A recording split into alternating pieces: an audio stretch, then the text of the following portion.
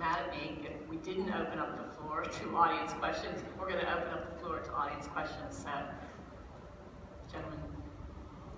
Wow, this is really, really cool.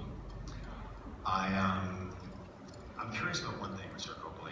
You talked about risk earlier, and one of the main themes of this conference is that dance between reward and risk, and essentially trying to figure out the story that's in the data that all organizations kind of have access to.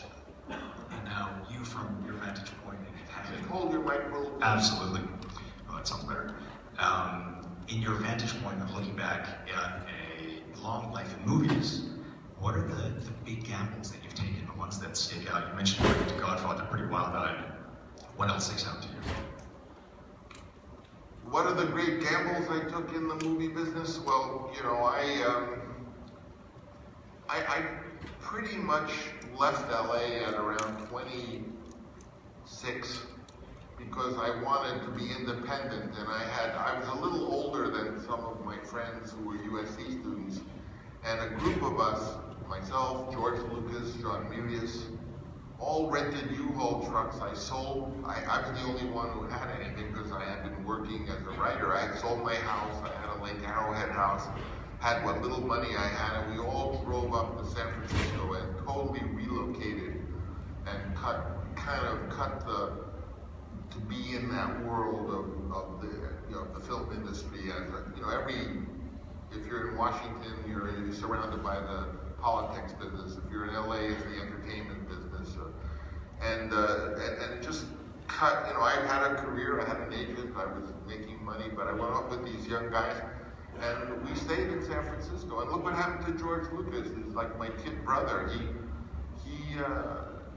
prospered. All of them prospered. So that was a big risk that paid off.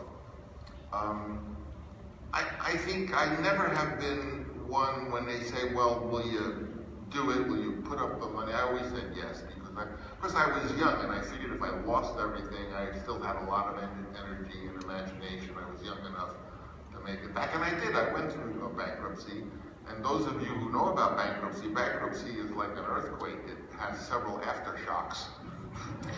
People said, oh, he was in and out of bankruptcy. It was the same bankruptcy. It was a Chapter 11, and Chapter 11, it was never Chapter 7. Chapter 7 is death. But I could have survived even that, you know, and as a young guy, I ended up, after one from the heart, with a $32 million debt to the Chase Manhattan Bank, and they held the deed on the Napa property, and I paid it off. It took me 12 years. Made the payment every year. I just made one film after another.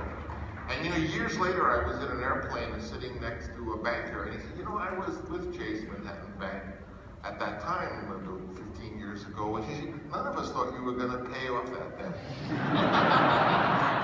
and I said, well, it was the honorable thing to do, but I didn't know how to get out of it, the truth, because they held that. But even the personal guarantee I signed on a whim just to keep going.